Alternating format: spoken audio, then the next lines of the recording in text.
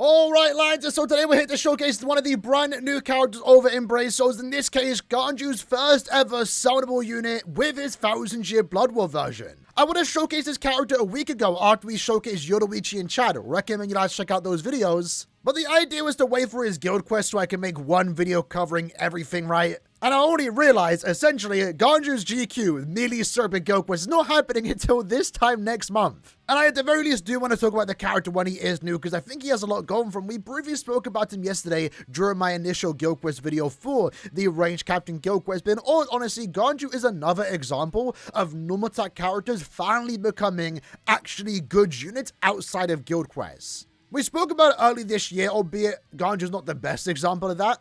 And it's been like this for years, to be fair, but spiritual pressure characters have always been the most enjoyable characters. They are the more fun units to play with, and that is why, throughout the entire year, we get more spiritual pressure characters or strong attack damage characters over normal attack damage characters. With the rise of difficulty in Guild Quest, though, it always does bring back normal attack damage characters into the meta to a certain extent, and with that, because GQ has gotten harder, we are now seeing more normal attack damage characters have a lot of great value for those extra waves in Guild Quests. And one thing we did see earlier this year in particular was the new status element plus mechanic. And what this meant is that finally characters like Ganju, for example, could come with status elements and also want to inflict them. Previously, before status element plus, you really didn't want your normal attack damage character to have status elements because they would take the spiritual pressure boost away from your main lead unit. And that could also be one reason why we never really saw the attack boost, because it just is unreliable. If you've used Aizen, one of the, highly most acclaimed non-attack damage characters in the game, if you used him in Guild Quests, it's not that fun, because his damage output is super inconsistent because he's not reliably getting the attack boost. With Status Element Plus, especially in a case where a character does have an increased status element chance, we can start to see the attack boost return more often. Having said that, we've not seen that yet. I guess they still don't want that RNG involved to some extent with no attack damage characters, but it has allowed characters to be able to come out, be really good outside of Guild Quest with their increased status element chance, maybe have really good survivability, and also, now that we are seeing most recently post 10th anniversary, characters are finally starting to get Flurry plus 2 everywhere. Previous to the 10th anniversary, it was an annoying thing that we did see where you would only get Flurry plus 1 outside of Guild Quest, Flurry plus 2 in Guild Quest. Now, some characters are getting Flurry plus 3 in Guild Quest, but pretty much every character is getting Flurry plus 2 everywhere, which is really good, and, Ganju is an example of that. While it's not a Macy showcase, I really didn't showcase her individually, but, Macy was a very good character, really good in Limit Breaker, for example. And Ganju, I think, is another example of a really good normal attack damage character over the last month or two that are just getting really good abilities that I can see more use for these characters. So, going over Ganju the character real quick, what he has going for him. Firstly, his damage output is really high. He has Flurry plus 2. He then has a 62% bruiser, so normal attack damage increase. On top of that, he also does have 100% more damage when at full stamina. That is really good. 60% comes from the skill, 40% is from the soul trait. So he's a really good soul trait for any hard character in the game. And through his EX abilities, also offering additional normal attack damage, in this case for your entire team. Now, it can get crazier if you do max transcend him, as it does go up to 20%. So hypothetical, if you did have this character max transcended, right? He's going to offer 60% normal attack damage and 20% to the other teammates. That's really good. And again, what we are seeing is like a really good team support abilities, right? So Ganju also does offer 20% normal attack damage to the team and 20% strong attack damage. I really liked it, and the first ever character of this was Stark. He actually got roasted for it by the community when he first came out. People were saying, Caleb, what are you thinking? But, I saw the vision. I really like the idea when normal attack damage characters can buff strong attack damage characters, because you're going to be using these characters in team-based game modes, epic raids, Guild Quest, for example. So I really like the idea that Ganju is giving that team support ability. In this case, saves you the need of using him to get to Soul Train. But on top of that, right, Ganju also does have a Team Boost SA2, a Team Boost SA3. Again, a lot of normal attack damage characters we've seen over the last 2 months since the 10th anniversary started. Besides Chad, a Brave Battle unit, and also Uryu, almost every new normal attack damage characters come with new utility effects, SA2, Team Boost, barriers. So not only does Ganju have a team boost SA2, he also has a team boost SA3, which gives more stats, and also the barriers too, which is really good. So yeah, right now, Ganju just has a lot going for him that makes him a really good normal attack damage character. And while I can't showcase it in today's video, I was actually using him quite a lot in the Path to Unity, a co-op event where normal attack characters like this can actually be really good because the enemies themselves are pretty much just one boss. So both strong attack damage and normal attack damage characters are kind of on equal footing. Because the reason why more often than not we do use strong attack characters is one, because, you know, that's majority of the units released, especially the fun ones. But also because they can clear multiple waves with one strong attack. Normal attack damage characters never have that ability. And to be fair, they still don't, but at least they are coming out with new stuff, which I really do like. So Ganju, I think, is a really good unit. So let's try him out. Alright then, so firstly, let's just jump into some link shot trials just to quickly demonstrate the character in terms of, you know, just normal attack and also strong attacks that the character does have. Now, this character is based off a very short moment, but I kind of like the idea of this unit because what we did see in the anime, right, is that he did like a really cool firework attack against some of the shoot stuff form. Quite an impressive feat. I mean, he didn't really accomplish much, but it does actually make Ganju a character you wouldn't expect to look that cool. He kind of looks cool. Like, I really like his firework normal attacks that he does have going for him. It looks pretty cool in my opinion. So, like, despite him being quite a basic unit, I think Keller did a pretty good job on this character. Now, range-wise, he does have long, which is pretty good for a character. I would still love to see normal attack damage characters have a bit more uniqueness in their normal attacks. But let's go ahead and use our SA3. But look at the damage that we are doing against the boss, right? Damage output is actually very high. Now we pretty much lost all of it because we took damage. That's always going to be one thing characters like this are going to suffer from, is that you do have to get up close and personal to deal damage. And that could also not pay out in your favor, right? Fortunately for Ganju, though, we do actually have Drain. So that's actually really good to get back up to full stamina if we possibly can at Soul Bomb. So I do like that about him. Let's quickly dodge that. 100k per hit. And that's with Flurry plus 2. So we won't even see the full extent of Flurry plus 2. But it's nice to know that we're pretty much one-shotting all the small mobs. And then the main bosses are going down in like 2 attacks, which is really cool to see. So let's do this. 2 attacks to take down the boss. We did like 600k there, I think. In just 2 of those hits. And that then takes us into the final boss. So you're not really going to be like a fast clearing character when it comes to content like this. But again, in Limit Breaker, it could be pretty good. But more specifically, Path to Unity, I think, as a character like this will actually shine. 200k there. That's basically 600k per hit with the Flurry plus 2 activated. And the boss goes down super quick. I actually am curious to see how fast we can clear this content. You know, SP characters can clear in 30 seconds. Let's see if we can try and get sub 1 minute and 20 seconds maybe with a character like this. Alright then, so jumping into our second run, let's instantly use the SA3 just to get the barriers. And let's just hold down the, you know, normal attack button, right? That's all we need to really do with this character. Truth be told, in content like this, even if we do take damage, it shouldn't matter all that much, right? But we can take advantage of the boost effect. That'll be really good. Boss is in here. Bambietta goes down. There we go. We're still at full stamina and still at the barriers. Honestly, I wouldn't mind for the time being giving this character just start barrier. Honestly, just to keep myself at full stamina. Unfortunately, though, damn, that has cost us the run a little bit. Let's sob him now. Just to get back up full stamina. Again, it doesn't matter if we take damage, but how did Rose just paralyze me? Like, straight away, first hit. That's insane. That is insane. Now, I would love to see more, again, range on normal attack damage characters like this, but it is kind of fine. Boost effect isn't even active right now. Unfortunately, I'm getting hit by everything. We actually died, so again, that's one of the bad things about normal attack damage characters, especially melee ones. But we'll do another run. I want to do one more run. But going into the context of Guild Quest, right, he's going to be really good for his respective Guild Quest phase. Now, the Guild Quest phase does have access to Gremmy, who, funny enough, is the same attribute, and is another character that also has a team boost on the SA3. So with Gremmy and also Ganju in the same team, you know, Ganju's making Gremmy better, which is a great thing to have. But you pretty much have 2 characters that have a team boost on their SA1, 2, and 3. Because Gremmy has on his SA3 and 1, Ganju has on his 2 and 3. But in this case, we did get a 1 minute clear time. We can definitely get a sub 1 minute. So let's try that one more time. All right, final run. Let me actually start off with the team boost on the SA2 first, and maybe go into using the SA3 layer. Because this way, we can actually kill this room relatively quick without the need of a barrier, right? Unfortunately for us, there are weakening pools, which we are immune to. Let's go here. Now, Bambietta does actually inflict us with, or she just damages us more so, but it's fine for the time being. Unfortunately, I get frozen again. Again, it is kind of hard, but I was literally just about to use my barriers. Let's just sub him now. Would have liked to have follow-up on a character like this, though. Look at that. Instantly down. SA, or... I'm going to say SA when I'm used to calling out strong attacks when I'm using a character like that, but normal attack there. Let's keep the normal attack going, because we do a big hit on that final hit, and that takes out Menina. There we go. And then we get to use our SA2 to boost ourselves once more in the final room. So let me do that now.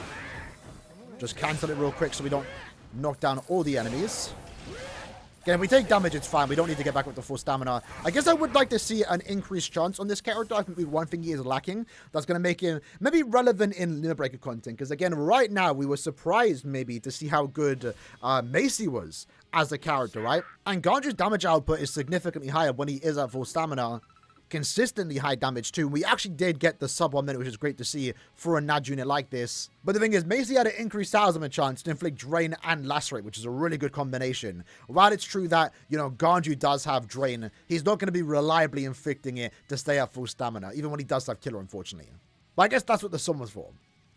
Next up, though, let's take Ganju into the Awakened Ultra Ultimate Esnot Epic Raid. Again, a mouthful of a title. So right now, Ganju is a 3 times damage bonus, so do keep that in mind. But like I already stated in the video, since Ganju is a really good team support unit, in all honesty, if you really like Ganju and you just want to farm epic raids even outside of this particular month, you can do that and just make him a good support unit. Like I said, his SA2 and 3 are buffing your ally stats. You're making it so normal attack damage characters are dealing 32% more damage. Your strong attack damage characters are dealing 20% more damage. And then you're also running barriers too. So you're a really good team support character, especially for content like epic raids where, you know, barriers, for example, are really important to have, especially if you've yet to learn an attack pattern. When it comes to the build, it's the exact same, although this time, of course, we are using the 3 Toshiro familiars, which in this case is giving us 60% Berserker, which isn't helping us. But we are getting that extra bit of attack, but most importantly, we are getting 60% more damage at full stamina.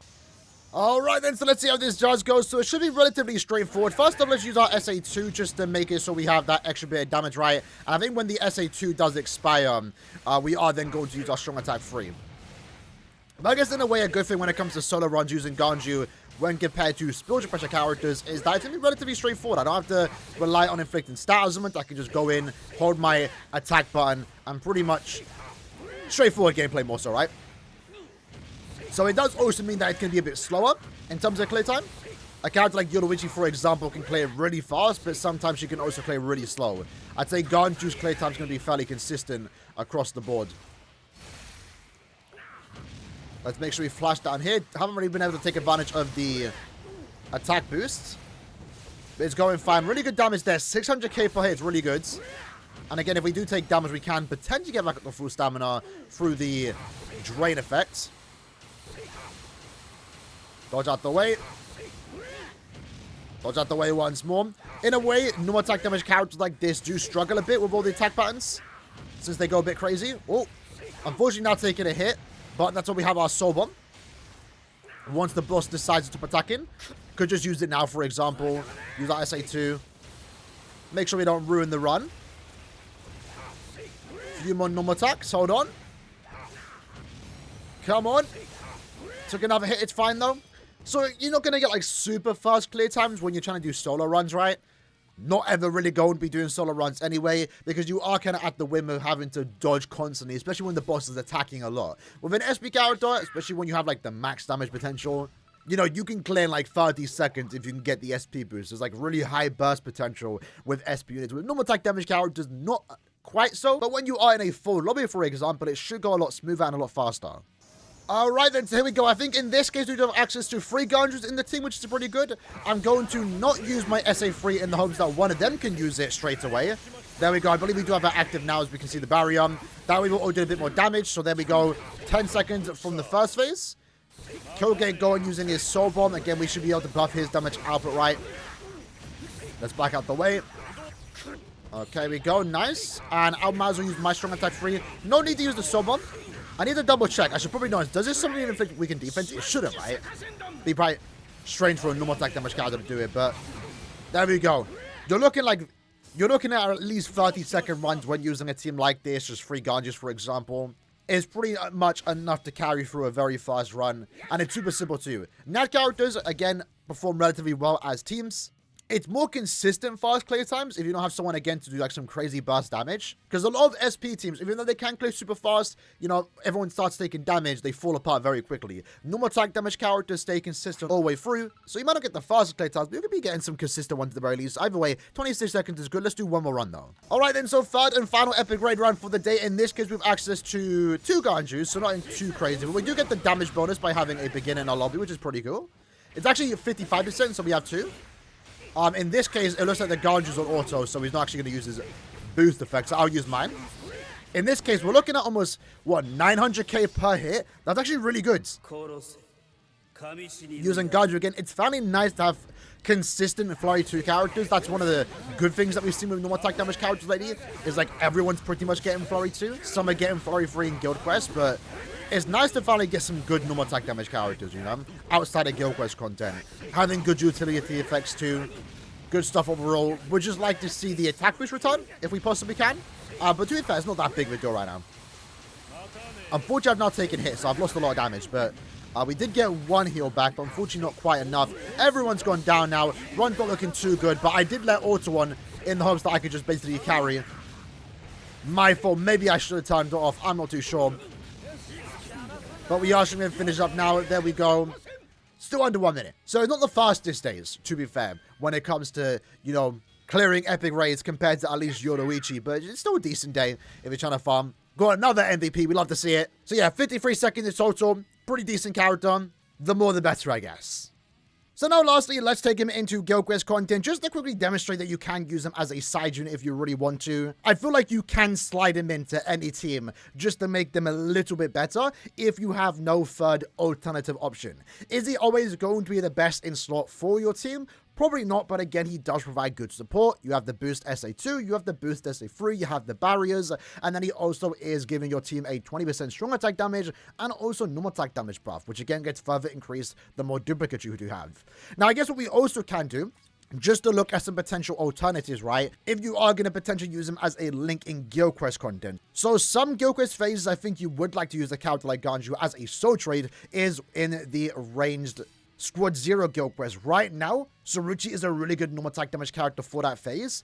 She does have Flurry +2, a barrier, and also heal, right? She's the main go-to damage dealer for that phase for the time being. And since she's a hard character, right, you can then use Ganju to get that 40% normal attack damage, which is high, assuming you are staying at full stamina. And then any other normal attack damage character in the team is then getting 12% more normal attack damage. For Range Quincy Guild Quest, you can use a character like Retsu. She's one of the go-to damage dealers for her Guild Quest phase. Once more, you can use the Ganju Soul Trait, although Range Quincy Killer is home to Renji, the Blood War version, who can pretty much solo without the need of Retsu, but again, there's a way to get more damage out of this character.